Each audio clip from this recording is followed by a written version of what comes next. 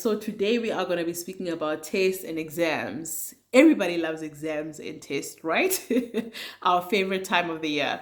So these are very interesting and they can also be very stressful because, especially if you've been out of school for a long time and you just ask yourself a lot of questions, is it maybe going back to a memory? No, it's not. It's actually has a meaning to something that is currently happening in your life.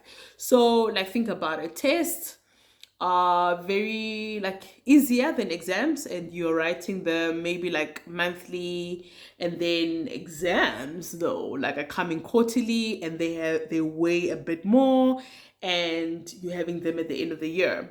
But like when you think of tests and exams, what are the intentions with them when it comes to the teacher? I know to us they're not great, but then the teacher intends to see how much you know. Their intention is to see how much you've come so far in you sitting in the class and then listening to her in the exercises that she's giving in the homework, how prepared you actually are. And they require you to actually put in work. They require you to prepare. They require you to study. And usually a good teacher will tell you, okay, in a month's time, you'll be having tests and you'll be having exams, and they give you time to prepare. And then the tests and the exams come.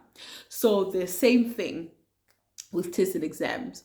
God is a great teacher, the best teacher that you'll ever find. He's patient, he's loving, and he wants the best for us.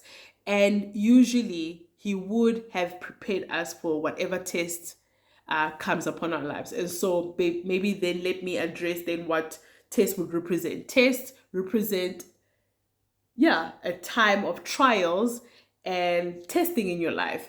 And those are not great times. It's times maybe when, yeah, you are going through some things, you're going through some hard times, you're going through some trials in your life, you're going through some testing, you're going through some things that are not so great. You're not smiling at that time. You are crying, you are praying, you are going through some things that are not, pleasant. So God intends good for us. He's a good teacher.